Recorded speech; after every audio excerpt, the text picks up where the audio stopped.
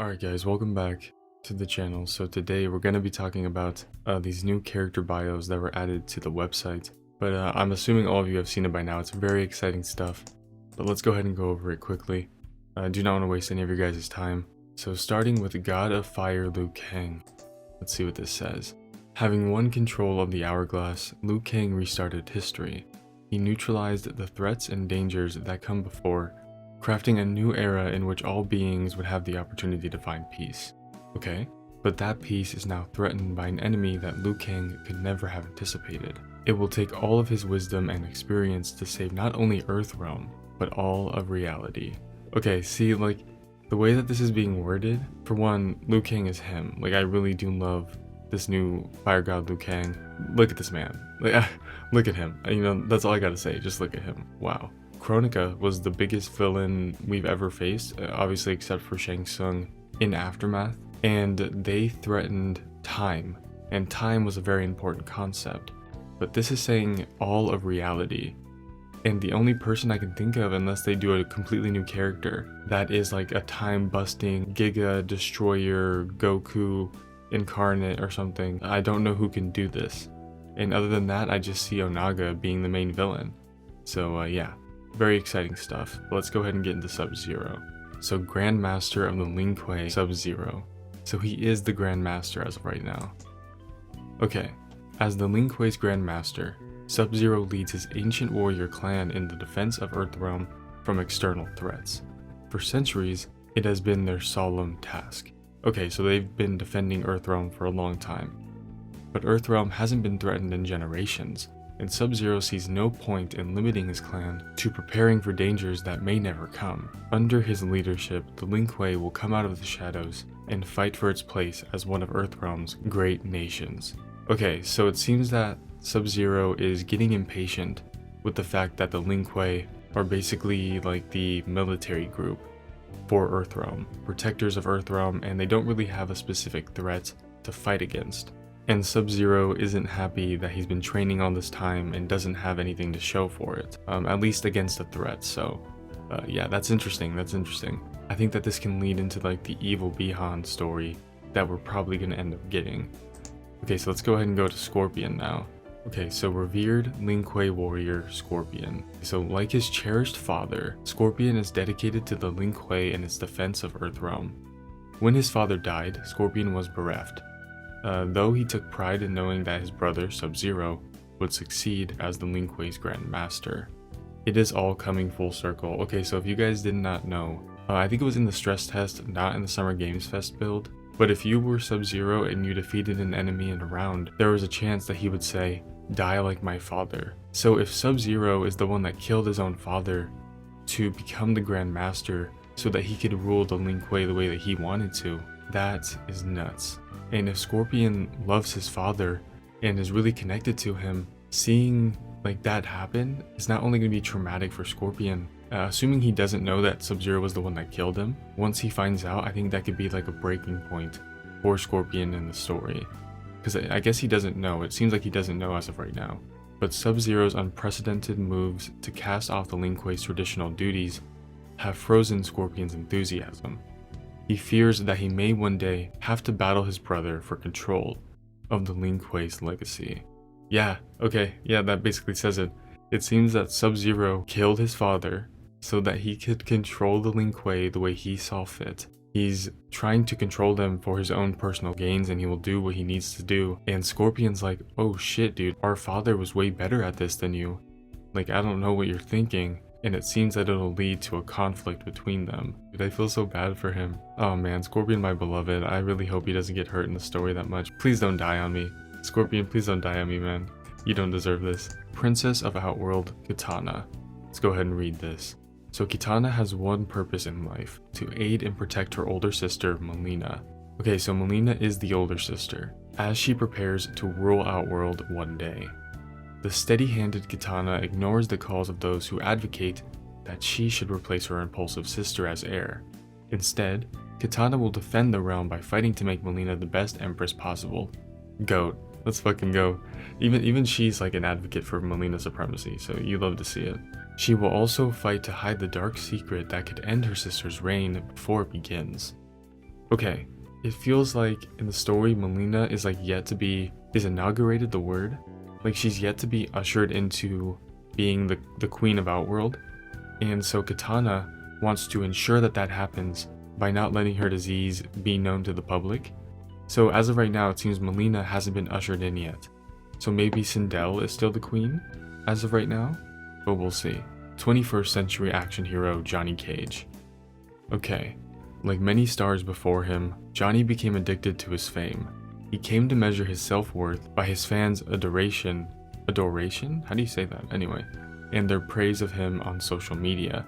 Okay, but with his star now fading, Johnny is fighting an uphill battle to remain relevant. He joins Liu Kang's Earthrealm champions, hoping that it will provide his career and his fame a desperately needed boost.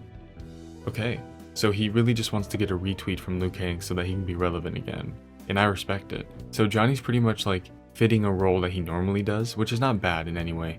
If it isn't broken, don't fix it. But I do think that this is going to be more interesting in this current setting, and I think Johnny will play an important role, but we'll see. Okay, restorer of his family's name, Kenshi Takahashi. Okay, he looks so good. Once one of ancient Japan's most honored families, the Takahashis were decimated in battle. Decimated, okay. They lost everything, including their emblem of their power, the revered sword, Sento. Those who survived joined the Bakuto, a predecessor of the Yakuza, for its protection. Okay, 5 centuries later, Kenshi is raised on the stories of his ancient family's exploits. Detesting his corrupt Yakuza life, he pines to free the Takahashis from the Yakuza's grasp and restore their name.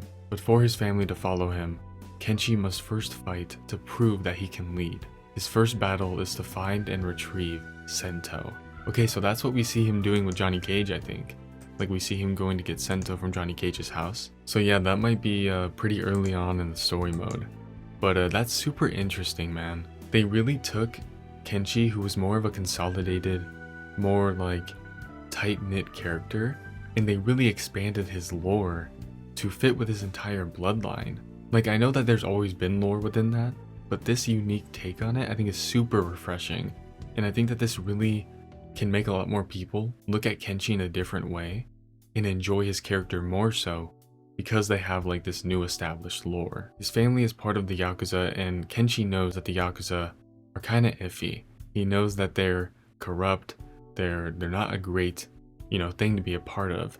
So he wants to slowly separate his family and his bloodline from basically being part of that organization. Kenshi is going to be really good in this game. I really enjoy that. Okay, let's see Kung Lao. And Kung Lao's render is rough. I don't know why. Am I crazy in saying this? His render looks worse than the other characters for whatever reason. But anyway, that's okay, let's continue. I just hate how Kung Lao always gets shafted, man. He always does. Youthful warrior with dreams of glory. Born and raised in the village of Fengjian, Kung Lao has spent his life toiling the fields. It has been an honorable life, if not a glorious one. Kung Lao's greatest fear is that his life will amount to nothing. He prays fervently, I think that's how you say that he will be called to do something bigger.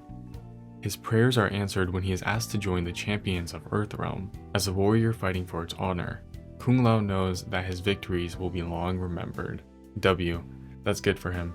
However, it seems he is not actually Liu Kang's champion, which is something we were led to believe at the end of Mortal Kombat 11, but it seems that that's not the case, which isn't really that much of a big deal, because that was just like a concept. They were like, okay guys, Liu Kang is going back in time, and he is fixing the timeline starting from 0, and he's gonna be the Raiden of this timeline. And that is still happening. It just seems they're changing the fact that Kung Lao is going to be his champion, which is okay. But I do understand people are going to be a little underwhelmed with Kung Lao. Unfortunately, I really think he deserves better, but let's continue on with MILEENA. Okay, my girl is here, let's see what she has to say. Heir to Outworld's throne, MILEENA. Born mere seconds ahead of her twin sister, MILEENA is the rightful heir to Outworld's throne. But even so, there are those who distrust MILEENA's impulsiveness. They whisper that KITANA, with her steadier hand, should replace MILEENA as heir to the throne. As MILEENA fights for legitimacy, she hides a horrible secret. She's infected with the dreaded and lethal Tarkat disease. Were her affliction found out, MILEENA would be forced into battle to save her throne. Okay, so it does seem that if MILEENA's disease were found out, she wouldn't be the rightful heir anymore, so she would have to fight KITANA if it were found out that she had the Tarkat disease. And man, if we thought that Tarkatan racism was bad enough, in this new timeline, if you're even resembling a Tarkatan, they're gonna label you as having a chronic disease. And it does seem that Adenia still does have something against Tarkatans in this timeline. Even though this is not actually Adenia in this particular iteration, it still is like the same dynamic. But that's interesting. I do wonder if actual Tarkatans are going to exist, or if Tarkatans are basically Adenians turned Tarkatan from the disease. But we will see. And finally, we do have RAIDEN, and as you guys can see from his little subtitle here, it does seem that he is actually the champion of Earthrealm. So we were under the impression that Kung Lao would be the champion, but that doesn't seem to be the case, unless things change through the course of the story. But I would imagine that this is how it's going to be. In the village of Fengjian, RAIDEN was known for his kindness and his charity. He was happy to spend his days tending to the fields, as well as to his friends and family. So when he is asked to leave Fengjian and become one of Earthrealm's champions, RAIDEN hesitates, but he soon realizes that to best serve his village, he must join them. As threats to Earthrealm mount, RAIDEN must mature into a great warrior that Liu Kang knows he can be. Liu Kang is just the protector of Earthrealm that has a chosen one that he believes can carry on his message to protect Earthrealm, and RAIDEN is going to be that for Liu Kang in this timeline. I hope that Kung Lao doesn't get sidelined because of this. I think Kung Lao does deserve to have his own story in this new timeline, but we will see. RAIDEN from the trailer especially, he was a very cool character, and I think that him being the Earthrealm champion and that being confirmed now is going to lead a lot more people to look at RAIDEN as a better character, I guess. I think he is very exciting, and I'm really looking forward to see what they do with him in this story. He's also a cutie, which is great, and everyone else looks so good. Like, I don't know why Kung Lao got the short end of the stick here, but that is par for the course for Kung Lao, unfortunately. And yeah, let me know your guys' thoughts. I do think the craziest revelations to come from this are Scorpion and Sub-Zero. We got some teases for the main villain. We get some teases that MILEENA and KITANA might have to fight each other for the throne. Kenshi's bloodline seems to want to break away from the Yakuza. There's so much stuff here, and I think them dropping this means we will get something soon. Maybe by Friday, we'll know when the KOMBAT cast comes out, but let me know what you guys think, and do you like the changes that they made to this new timeline? Ladies, gentlemen, and NB beauties, make sure you all stay safe, stay hydrated, and I will see you all in the next one. Bye-bye.